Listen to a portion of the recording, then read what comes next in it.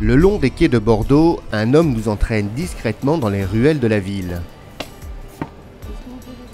On va pas là, attendez une seconde là. Il veut nous faire découvrir un mets exceptionnel que l'on ne trouve plus que rarement dans les restaurants du centre. Ça va et vous? Ça avance. Ça avance.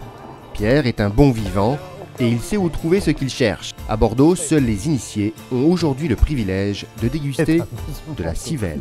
Si vous n'êtes pas avec moi, vous ne mangerez pas de civelle à Bordeaux. Aujourd'hui au moins. Et si les gendarmes sont dans le secteur, on ne mangera pas de pibale. Puis c'est interdit. Pibale, civelle, deux noms pour un même petit poisson qui rend fou. Nous sommes en avril. Trouver de la civelle fraîche à cette époque, c'est normalement impossible, car sa pêche est réglementée et très surveillée. Dans le vieux Bordeaux, une petite rue piétonne à l'écart des grandes avenues. Pierre retrouve son vieux complice Jean-Paul et Fabien, un restaurateur pour un déjeuner d'experts et de gastronomes. Comment ça va?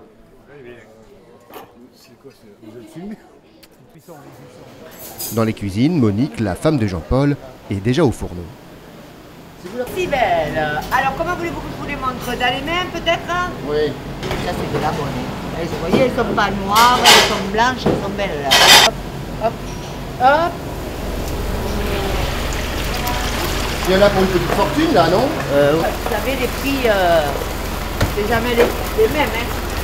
Ça représente combien de kilos à la vente? Ça dépend. Si elles étaient à 400 €, ben, vous comptez. Ça fait 800 €. La civelle n'est pas à la carte de ce restaurant. C'est un déjeuner privé. On ne peut pas mettre ça au menu, on prévient les gens réservent, mais on fait 4 ou 5 journées pibale dans l'année. On n'est pas au courant, mais là ça va vite. Messieurs, le bouche à oreille, ça va sans vite. vouloir vous interrompre, cette conversation, vous pouvez les reprendre alors que les piboles seront peut-être encore chaudes. Pas question de gâcher le cérémonial. Et les civelles, ou pibales, ça se mange très chaud. Mais un délice presque interdit aujourd'hui, qui rappelle de bons souvenirs à ses amateurs. Ça me rappelle mon enfance. La civelle ou pibale, cet étonnant petit poisson translucide, est en fait l'alevin de l'anguille.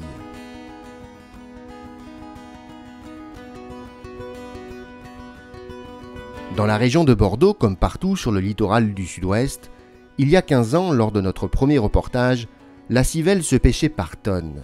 La civelle se vendait partout, sur le marché local, mais surtout elle était exportée vers l'Asie, un marché légal très lucratif.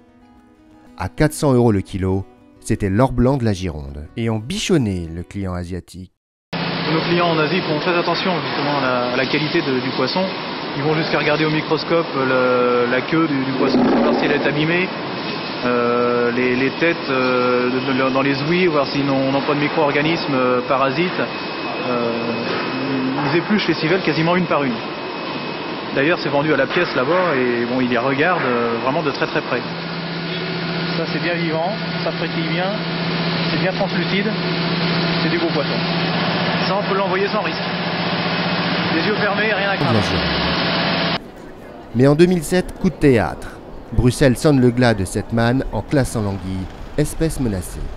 Trop pêché partout en Europe, le petit poisson disparaît peu à peu. Il faut sauver la civelle. L'Europe est interdite. Les prix dégringolent et le commerce de la civelle est sinistré. Ils étaient 1000 pêcheurs il y a 15 ans, ils ne sont plus que 400. Non, ils ne sont plus que 400. Là, chaque bouée que vous voyez là, chaque bouée c'est un bateau de pêche. Aujourd'hui, vous pouvez regarder, il n'y a plus personne. Ils sont combien? Ils sont 4, 5. Il n'y a plus personne. On ne peut plus survivre, c'est fini. C'est fini, moi mon bateau est vendu. J'arrête. À la tombée de la nuit dans l'estuaire de la Loire, Alain Méret se prépare. Il est pêcheur de civelle depuis plus de 30 ans. Il sait que c'est sa dernière saison. Pour lui, comme pour les autres, fini la liberté. Cette année, il a le droit à 100 kg de prise, rien de plus. Vous êtes pêcheur aussi? Oui. Vous êtes plus nombreux là? Ouais. Vous êtes plus très nombreux là, maintenant à pêcher la civelle? On est plus beaucoup là. C'est qu'il y a du poisson. Et du poisson, on nous laisse pas le pêcher. Qu'il y a un quota, d'accord, je suis pas contre. Enfin, on n'est pas contre, je pense. Mais un quota viable pour tout le monde. Ah, on est des clochards, non? Des cloches. Des clochards, vous dites? Ah oui, un bureau de pêcher. On va plus arriver à payer ce qu'on a payé. Cette année, on survit. Hein. C'est pas, on gagne rien, c'est du négatif. Je vous dis, c'est des bilans négatifs. Il y en a beaucoup qui vont arrêter là parce qu'ils ne vont pas pouvoir joindre les deux bouts, c'est pas possible. Tous ceux qui ont des crédits vont arrêter là. La saison de pêche est courte et les sorties sont réglementées. Cette nuit, dans l'estuaire de la Loire, les pêcheurs ont droit à un quota de 10 kg, pas 1 gramme de plus. Si les 10 kilos, on les pêche en 10 minutes, eh bon, on arrête. Le poisson apparemment est de retour. Cette nuit-là, la mairesse atteindra son quota en moins de 2 heures. Bon, ça commence. Les scientifiques avaient calculé que les civelles devaient disparaître dans les années 2010. Tout le monde s'est planté parce que personne ne pensait que ça allait revenir dans des quantités comme ça. On retrouve des niveaux qu'on avait dans les années 70, c'est-à-dire que pour retrouver de telles quantités de civelles, il faut retourner 40 ans en arrière.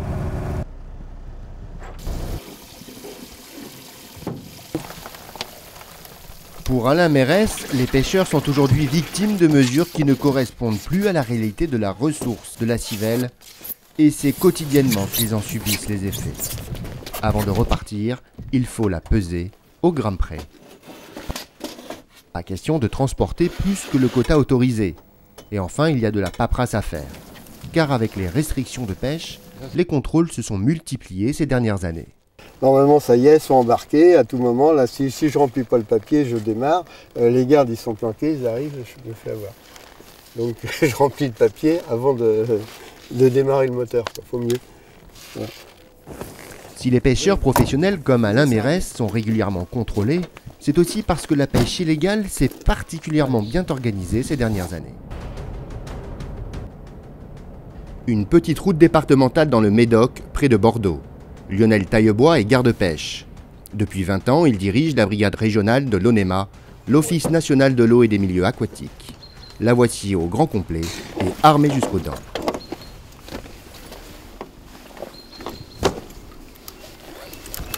La marche pour l'approche, je pense que c'est toi qui sera au. Les braconniers ont été repérés. Ils sont bien organisés, très difficiles à interpeller.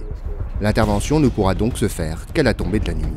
Ça a ses avantages et ses inconvénients la nuit.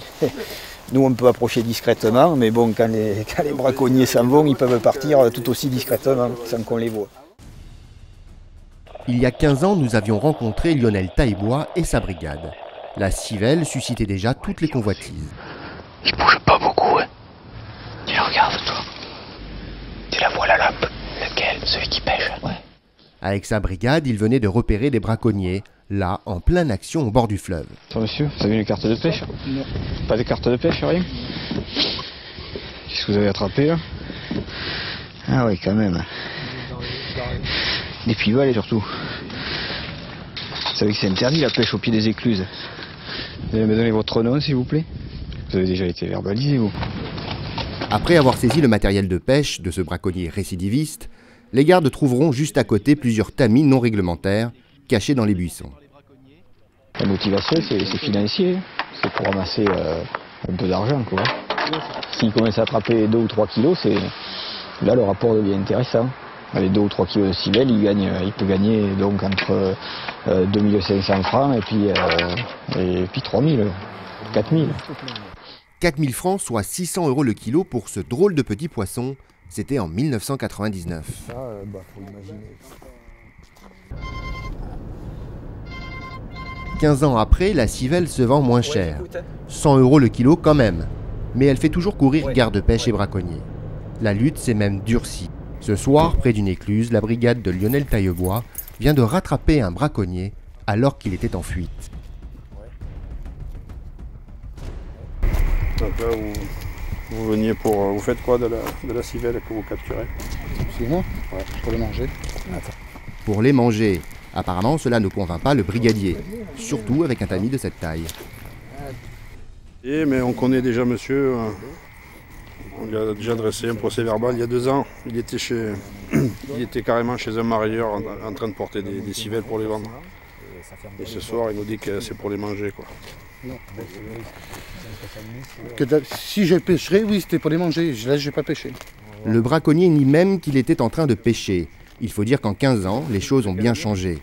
Le braconnage de civelle, aujourd'hui, c'est passible d'une peine de prison. Vous êtes énervé? Non, pas du tout. Non, je compte rien.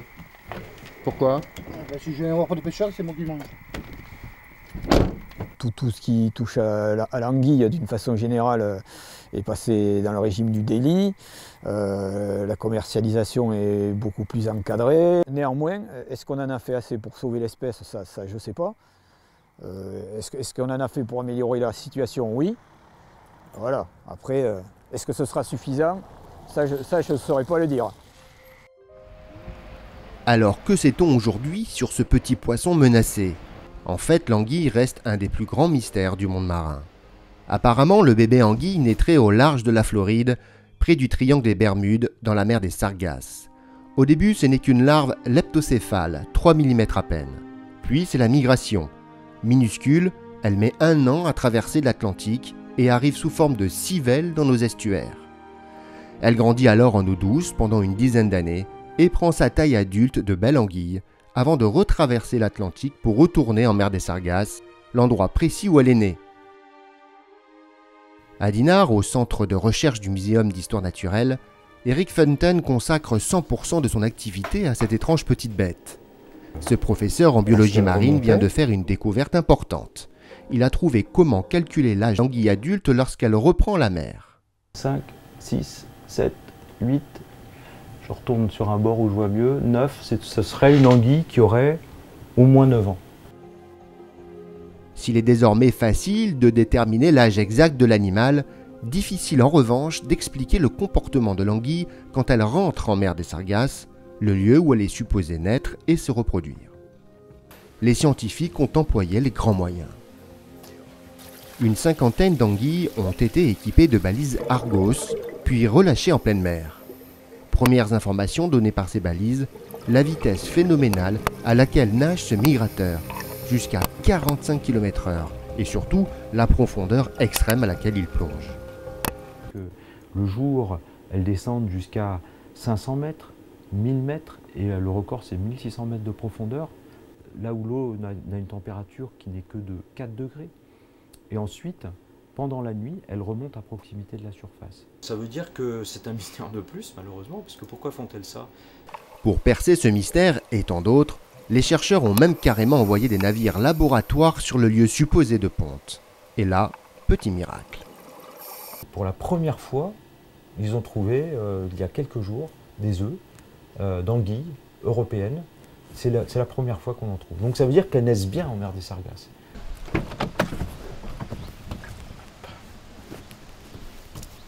Le travail d'un scientifique, c'est aussi de sortir de son laboratoire pour aller vérifier dans les cours d'eau l'état de la ressource que l'on dit au bord de l'extinction.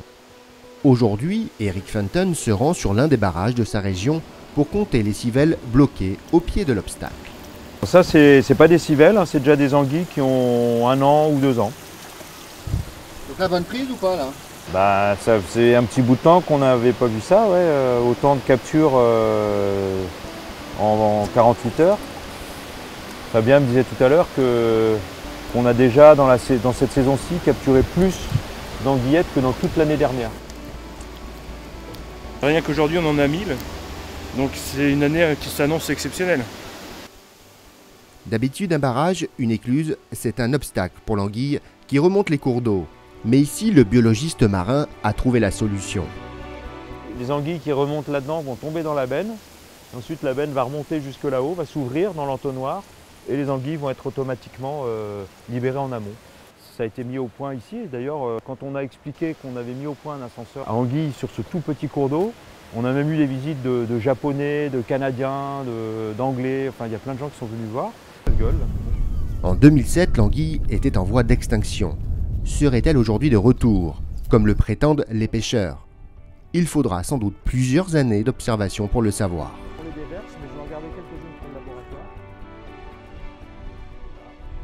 Mais les scientifiques vont pouvoir cette fois compter sur des alliés inattendus. Retour dans nos estuaires. Nous sommes près de La Rochelle, chez Jérôme Gourouchaga, l'un des plus gros marailleurs français. D'habitude, le marailleur, c'est celui qui achète le poisson au pêcheur pour le revendre sur le marché. Salut Thomas. Tu vas bien? Bon, il y a un peu de pêche. C'est bien. Jérôme Gourouchaga vend une partie de ses civelles pour la consommation, principalement dans les pays scandinaves. Mais le reste, et c'est ça la grande nouveauté, sert à repeupler les rivières. C'est la règle depuis le plan de gestion mis en place par Bruxelles en 2007 pour sauvegarder l'espèce. Celle-là, c'est une très très bonne qualité. Elle est prête à partir sans souci pour un déversement qui devrait se faire demain. Mais avant de les déverser dans les cours d'eau, certaines de ces civelles vont être marquées, tout simplement pour les suivre à la trace tout au long de leur croissance. Une nouvelle tentative pour percer le mystère de ce poisson. On peut les retrouver au bout de 3 ans, de 4 ans, dans une pêcherie dans 5 ans, et on sait qu'elles ont été identifiées tel jour, qu'elles ont été déversées à tel endroit. On sait tout dès le départ sur ces alevins-là. Pour le marquage de la civelle, c'est simple, il suffit de les colorer. On en sélectionne d'abord quelques-unes, on les endort, on les pèse, on leur fait un petit bilan de santé. Et on les trempe ensuite pendant 3 heures dans ce liquide rouge, un produit qui, malgré les apparences, est tout ce qu'il y a de plus naturel. Et donc là, on va les rincer pour les mettre dans le bassin de stockage. Donc c'est un produit qui est rouge et qui rentre, on va dire, à l'intérieur de la civelle et qui va se fixer sur l'otolithe. Donc c'est ce qui va permettre de les reconnaître dans les suivis futurs. Voilà pourquoi, depuis le plan de gestion de Bruxelles, les entrepôts des marailleurs ressemblent désormais à des laboratoires d'analyse. Après l'éprouvante séance de marquage, les civelles ont bien mérité un petit repos avant le grand départ. Il est 4 heures du matin. Jérôme Gourouchaga et son équipe préparent une expédition. 350 kg pour un repeuplement en Bretagne. Dernière opération minutieuse pour le marailleur, les transporter vivantes. Donc c'est une caisse spéciale poisson vivant que nous utilisions autrefois pour expédier vers l'Asie, qui aujourd'hui sert pour faire des déversements sur tout le sol européen. À partir de ce moment, le compte à rebours commence. 35 heures, c'est la durée de vie garantie par l'emballage. Un petit coup d'oxygène, un pack d'eau glacée, et elles sont prêtes pour l'expédition. Demain, toutes ces civelles nageront librement dans les rivières bretonnes. Un petit pas pour la sauvegarde de l'espèce. Jérôme, à la prochaine.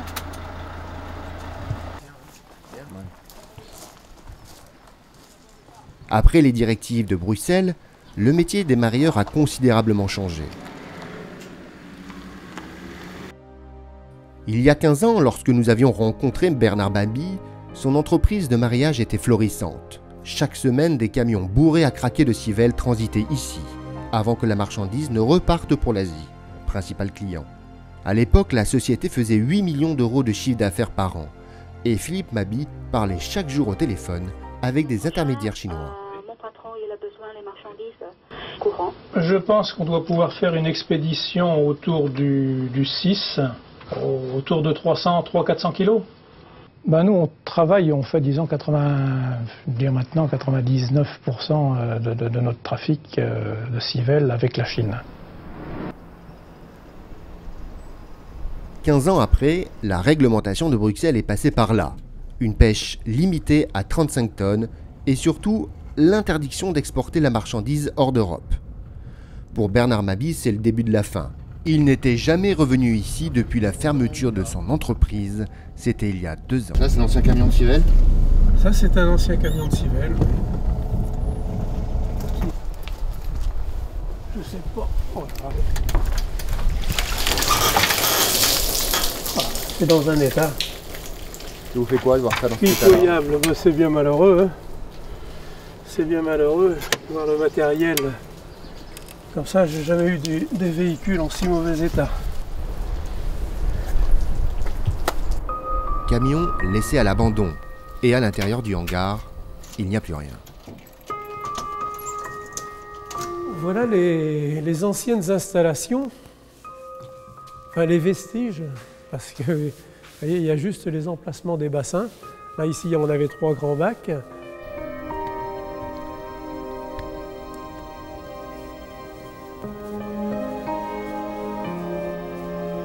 Plein de souvenirs là-dedans.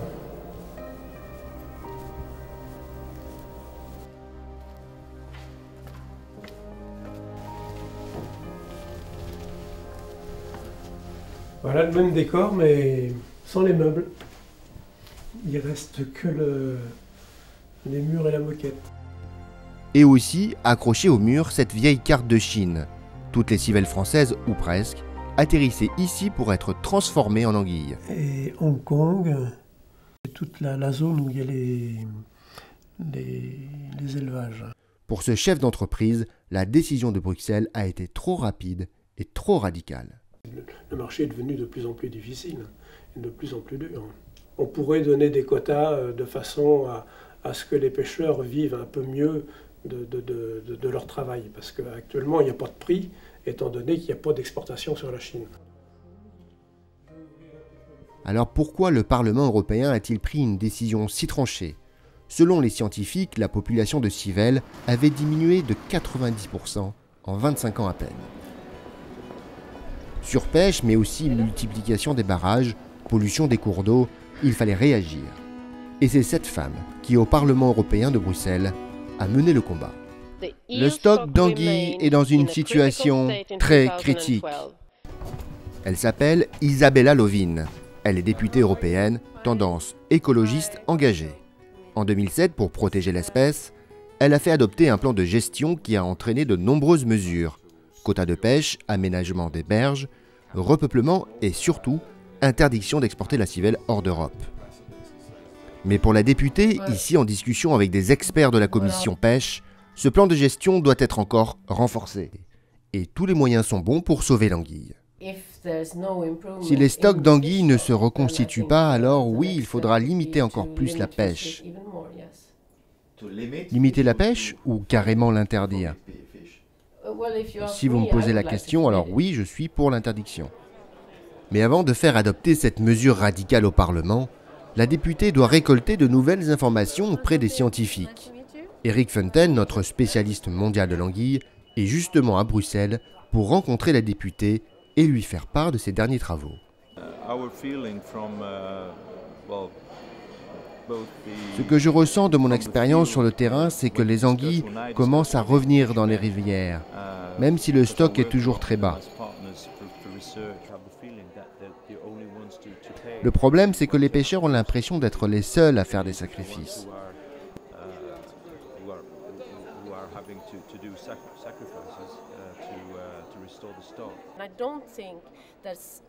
Moi, je pense qu'au stade où on en est, rien ne justifie que l'on puisse pêcher des civelles qui sont en danger pour ensuite les vendre plusieurs milliers d'euros le kilo en Asie. Tout ça juste pour faire du profit. Pensez aux générations futures qui n'auront pas la chance, à cause de ça, de connaître cet animal fantastique. Oui, mais il y a plusieurs raisons qui expliquent le déclin de l'espèce. Si on montre du doigt les pêcheurs, j'ai peur qu'on oublie tous les autres.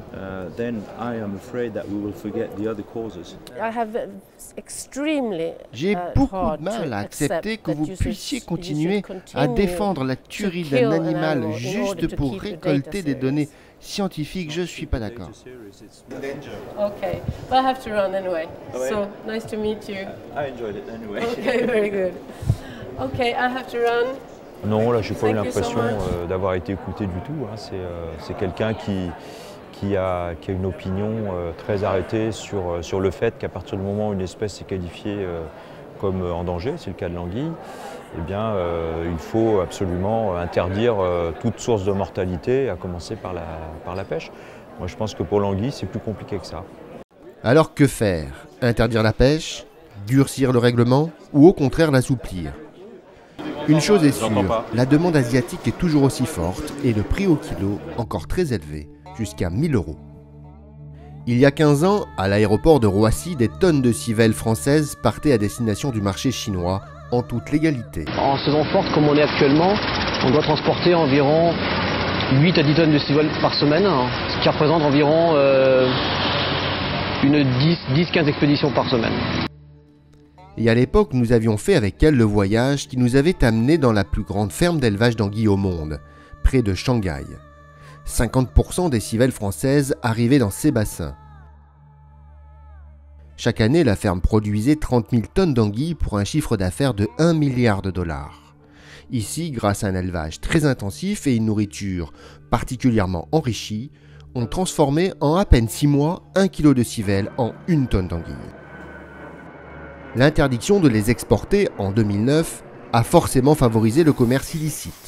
C'est désormais chez les douaniers qu'on retrouve nos petites civelles, entre les animaux empaillés, les défenses d'ivoire et la drogue.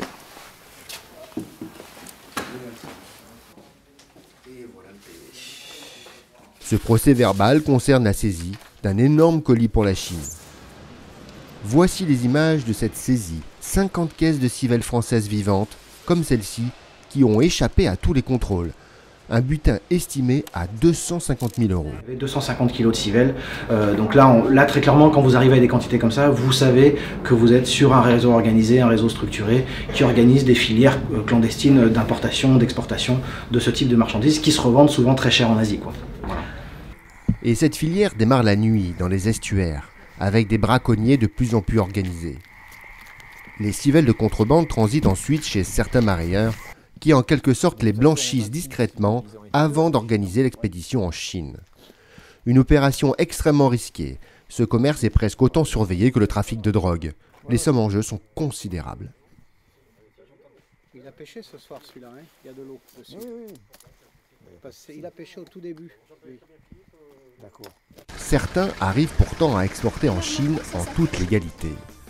Au Maroc, nous retrouvons Jérôme Gourouchaga. Souvenez-vous, c'est ce mareyeur qui faisait le marquage des civelles et les rejetait ensuite dans les rivières bretonnes pour le repeuplement. Au Maroc, il fait du business, là où l'interdiction ne sévit pas. Il y a 8 ans, il crée la première ferme d'anguilles du pays.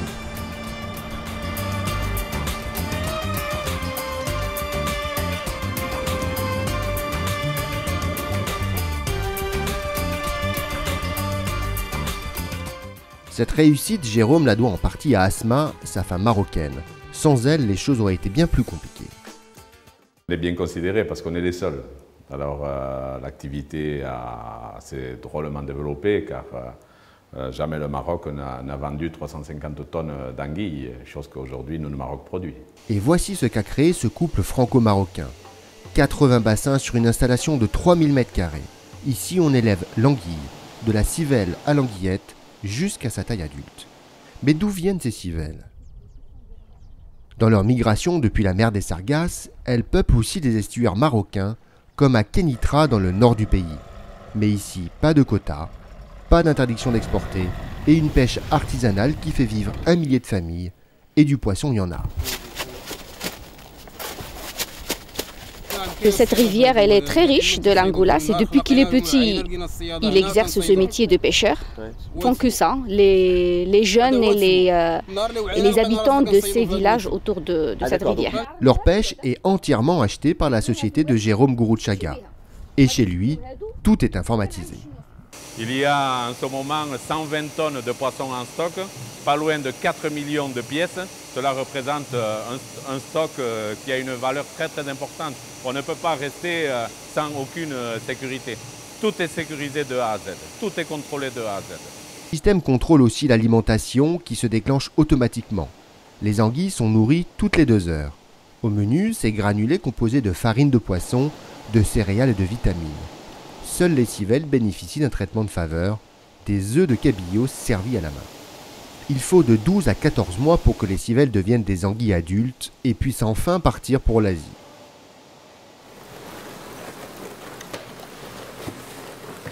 Ce matin, on expédie 1500 kg pour la Corée pour un chiffre d'affaires de 20 000 €. Moins cher que la civelle au kilo, mais tout aussi rentable lorsqu'on fait de l'élevage intensif.